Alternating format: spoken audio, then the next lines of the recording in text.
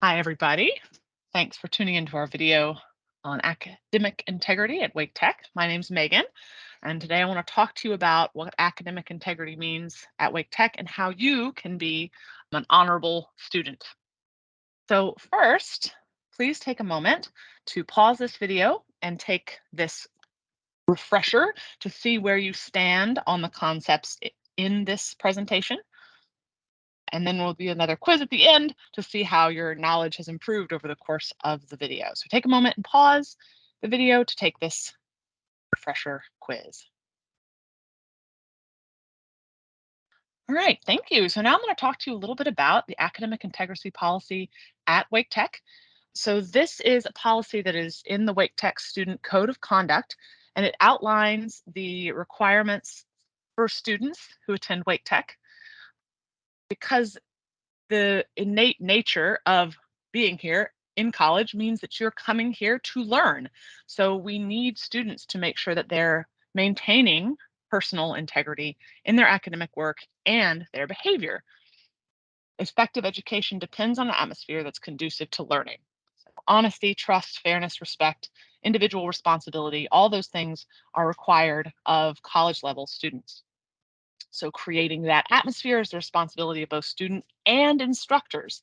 So here I want to talk through those requirements for students and what it looks like to violate these academic integrity policies. So cheating and plagiarism are the two main things that we're going to talk about today as far as violations of the academic integrity policy. So before I get into these definitions, maybe if you could tell me, audience members, what are some definitions of cheating and plagiarism that you might know of? Well, I think one of the definitions of cheating or plagiarism too is to use someone else's work and try to pass it off as your own. Like it's definitely cheating if you copy someone else's exam questions, if you like look over their shoulder in an exam, but it's also cheating if you like let your boyfriend write your term paper for you Mm, because you're just too busy. So I think exactly. anytime you pass off somebody else's work as your own, I think that's cheating and or plagiarism. Absolutely. Thank you. Those are good examples. So, two categories of cheating that we're going to talk about today are one, receiving or giving another student any unauthorized information or material during or after a quiz, test, exam, or assignment, or working with others, either virtually or in person, to complete a quiz, test, exam, project, or assignment without prior approval from the instructor. So basically, those examples that Ashley gave, having someone else write your paper, copying from someone's test, but not just doing the copying, but if you're the one who allows someone to do it, that is also violating academic integrity policy. But cheating is more than just copying answers or buying an essay online. Academic dishonesty covers more than just that. So, collaborating on an individual project or essay with someone else. So, say you've been assigned a project that is meant to be done by you alone, it is not a group project. It is assumed that that is to test your abilities and knowledge. So, if you divide that up and work on it with multiple people, then it sabotages the whole goal of the assignment and you're not going to be learning anything because that's the whole goal, right? That's why you're here in college. You are paying Wake Tech so that you can become a stronger thinker and learner. And so if you undermine that by collaborating with somebody else, then you are undercutting your own ability to learn. So even if that finished project is better than it would have been if you'd done it alone, it's dishonest. So now I want to talk a little bit about kind of some examples of this circumstance just to get a little more thought going. So, Ashley, is there a time when you think this may be okay? When could you potentially collaborate on an individual project without permission? Is there a time? Well, what if you were like going to get tutorial assistance? Like, what if Mm, you brought your paper to the ILC here at Wake Tech and like had somebody go over it and make sure that your thesis matched your topic sentences and stuff like that? Is that collaborating? So we're absolutely going to talk about that later on. We're going to talk about the ILC and how it fits into this, because that's definitely a bit of a gray area potentially. We're going to talk about when it is okay and when it's not okay to use the ILC. I think that one of the things that we will talk about a little more in depth is that the ILC is specifically trained to assist you without it violating academic integrity policies. So that's a very good point. Absolutely. So that is a time when it would be okay to collaborate with someone else on your project. Going to see the ILC is something that Wake Tech encourages. So that's a very good point. When is an example of when this would not be okay? Well, like if you were running really short on time to turn something in before a deadline and you like knew that your older sister had taken this class 3 years ago and she just happened to have left her paper lying around after she went off and transitioned into a different college. And so you just like take her paper and sort of copy it and switch things around a little, and you totally switch things around. So it's like kind of your work, right? Absolutely right. That is a time when it would not be okay. Uh, But if you're ever not sure, it's always important to discuss with your instructor. Anytime you're uncertain, keeping that open communication with your instructor is the best thing for all circumstances. So if you feel like something you're doing is justified, absolutely reach out to your instructor. Let them know what's going on. And as it says, without permission. If you have permission to work with someone on something, that means it's okay. The goal is just to communicate with your instructor, let them know what's going on. So let's talk about another possibility. So giving exam questions to a friend in a later class. So say you have a 9 o'clock class, your friend has that same class at 10 o'clock. You might want to help them out by letting them know what's coming. However, that is academic dishonesty, because even if you don't tell them the answers, you're giving them an unfair advantage.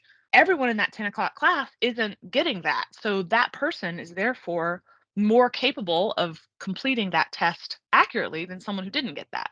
And you wouldn't like that, right? If like everyone else in the class got the questions ahead of time and you didn't get them, you'd feel pretty bad about that, right? Like that's unfair. So you don't want to do the other thing. You don't want to be giving someone an unfair advantage against other students in the class, because your instructors need to be able to gauge everyone's ability in the class. And by having every student be at the same level when they take that quiz or that test, that way instructors know how everyone's doing.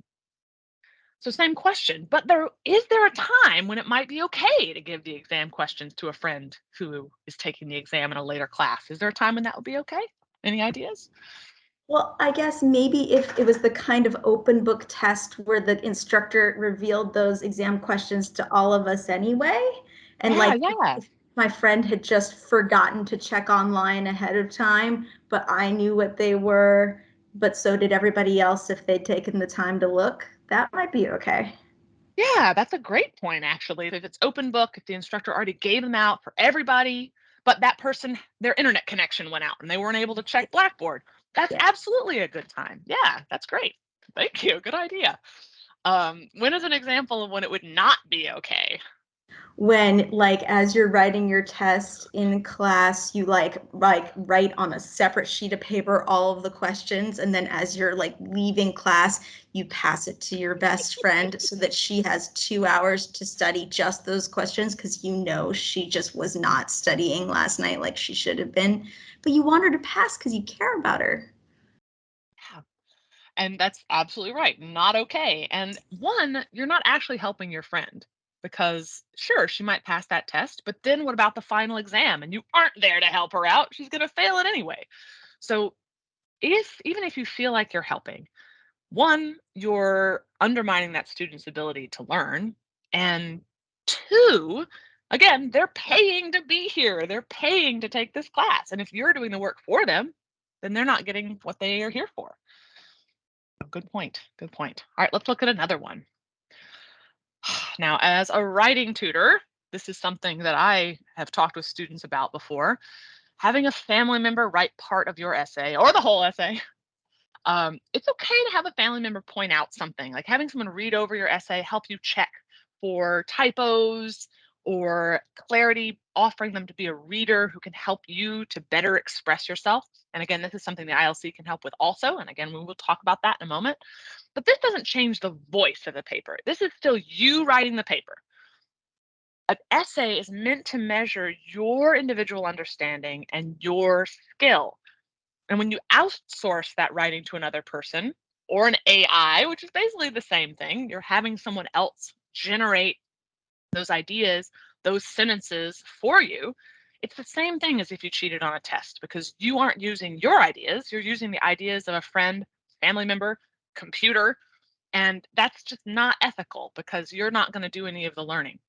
Even if you get a great grade, you've learned nothing, so it's not really helping. But is there a time when it might be okay? What if you're like really struggling to come up with a thesis statement and your brother is just awesome at coming up with thesis statements? Can you just ask him for help a little bit? Can you be like, hey, look, here are the three things that I want to include in my essay. Can you just squish those all together into a thesis statement for me? And that's a really dicey situation because I mean that is kind of some of the things we will do in the ILC from time to time. I would say if you're getting someone else, now this is me saying this, not your instructor. And this is one of those times when I would say definitely discuss this with your instructor if you're not sure about the ethical nature of it for this class. I would say if someone is helping you with the sentence structure, but the words are all yours, the idea is 100% yours, I would say that is not as severe, especially if it's just one sentence.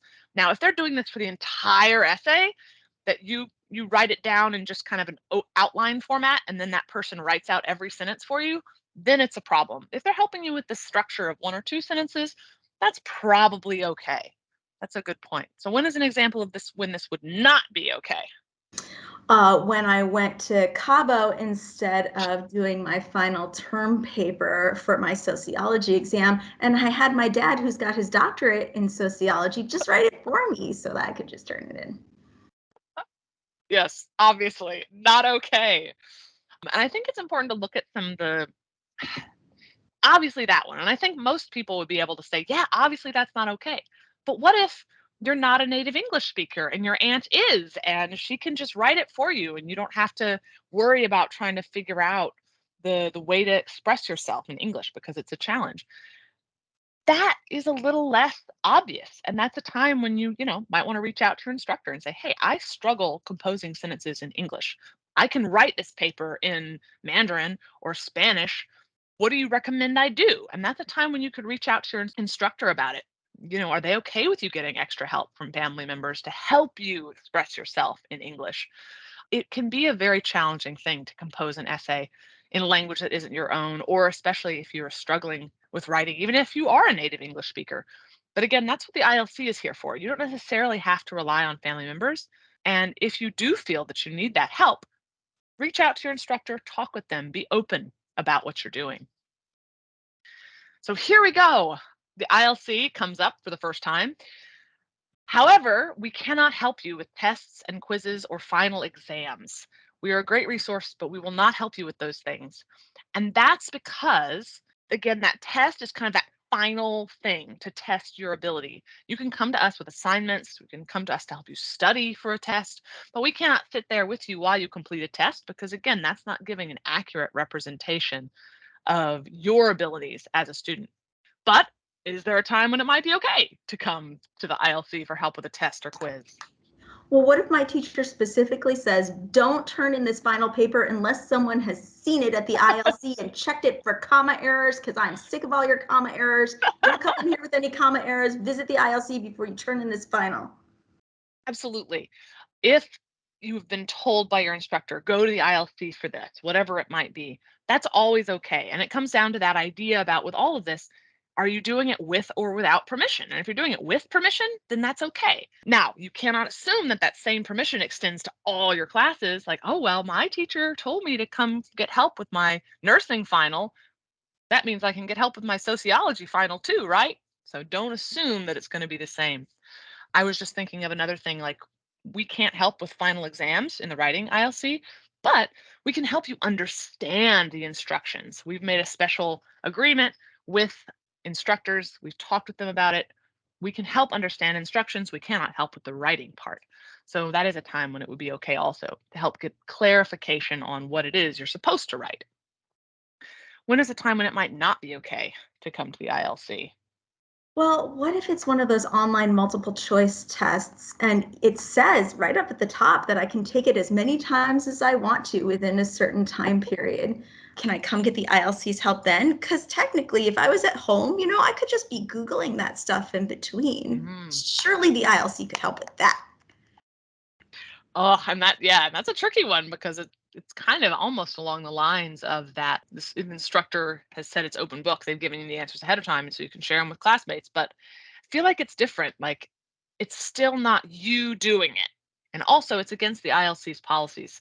They're going to take a look at the assignment sheet. They're going to ask, what is that? So don't even try because we are always double checking. If you're trying to come in for a final or a quiz or a test, we're always double checking. So but yes, I mean, again, that might be a time when you can email your instructor, say, hey, I don't have the textbook. Hey, I'm having trouble, blah, blah, blah. Can I go to the ILC for help with this open book test? Yeah, maybe they'll say yes. So now those are all the things not to do. Now we're getting into the things that you should do. These are some 4 standards you can follow to ensure academic integrity. And this is kind of going to be a review of what we just went over. So, first, always ask your instructor, is collaboration acceptable? If so, what kind is okay? I know a lot of you may know about ChatGPT, other AIs, and some instructors are actively encouraging you to use that for parts of the writing process, maybe not the entire thing, but parts of it. So, knowing what is okay and what isn't is important. So, you want to get clarification. So, always ask. And it also helps you to develop a relationship with your instructor. Thinking about for yourself, the people that you know personally, you're going to be much more likely to help them out, give them assistance, go above and beyond for those people. So if your instructor knows you personally and you reach out to them often, they're way more likely to want to help you out and do things that will assist you in the class. So building those relationships are really important. So avoid discussing tests, period. Don't tell anybody anything about a test until you know it is done and everyone's taken it, grades are in. Because you don't want someone to misunderstand what you're saying and you don't want it to be overheard by someone who hasn't taken the test yet. So even if you're talking to someone who did take the test, gosh, number 5 was so hard on this week's nursing exam, someone might be listening. So it's best to just avoid discussing it altogether because you don't want to, in a public place, of course, you don't want to accidentally have some academic integrity violations by talking about tests, sharing information. Come to us. As I said before, we are trained. Us in the ILC are trained to help you with your writing, math, science, all your classes. So if you're ever unsure about, okay, wait, is this too much collaboration? Is this allowed? Coming to us, except with tests and quizzes and finals, we can always help you just the right amount that what your instructor is expecting. And it's not an academic integrity violation unless your instructor has specifically told you do not go to the ILC for whatever reason. It's a good idea to come talk to us if you're struggling with an assignment, and we can help you even reach out to your instructor if you need some assistance there, composing that email, putting together your ideas of how you want to reach out. We can absolutely help with that. And here going in about the mention of helping with exams versus not, you always want to be clear about what your assignment entails, bring it with you. We're going to ask about it. We can help you study for a test. Again, just not complete the test altogether. So, in summary, academic dishonesty is collaborating with friends, family, computers, websites, whatever it might be, to complete your graded coursework, receiving or giving information about tests or exams, or getting help from the ILC on a test, quiz, or anything else that your instructor has said you must do without additional assistance. So the ways to solve these problems are to, one, ask your instructor about any questions you might have. Is it okay to collaborate? Is it okay to visit the ILC? Can I work with my family on this? Avoid discussing tests until everyone's gotten their grade. And if you're struggling with writing or studying for math, instead of trying to find a family member who'll do it for you or a website that can help, come see the ILC. You're already paying for it. It's free. It's part of your tuition. So come see us if you ever have any questions about what to do.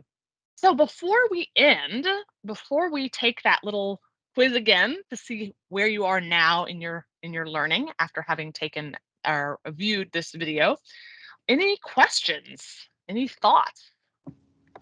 Is it okay to use ChatGPT without advanced permission if I'm just trying to come up with ideas, like for brainstorming, or do I need permission from my instructor even for that? It's a really tricky subject, and there is information. If it is not there yet, it will be there soon in our academic integrity policies on our website. There's going to be updated information regarding that, and it's going to be kind of different depending on the class, depending on the instructor, depending on the department. So I would say you should not use any automated generative AIs for any class unless you ask in advance. What about if I use the ideas of others, either humans or robots, but I give credit to them in my paper? Is that okay? I mean, as I said before, it's going to be different depending on the class. I've heard some instructors say, no, no chat GPT whatsoever. And I've heard others say, wow, it's a great tool.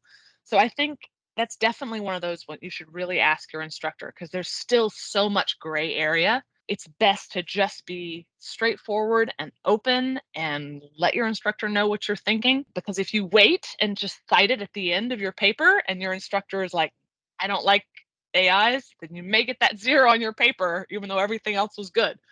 But some instructors might be great with it. So you just need to check. It's a very good question. Okay. Thank you, Miss Megan. All right. Thank you for being here. All right. So pause the video again. Take that 1 minute questionnaire. All right. Welcome back. Thank you so much for watching this video. Thank you for assisting us with our data keeping by taking the quiz at the beginning and the end. And I hope that you come and see us in the ILC if you've got any questions about any of your academics. We look forward to assisting you.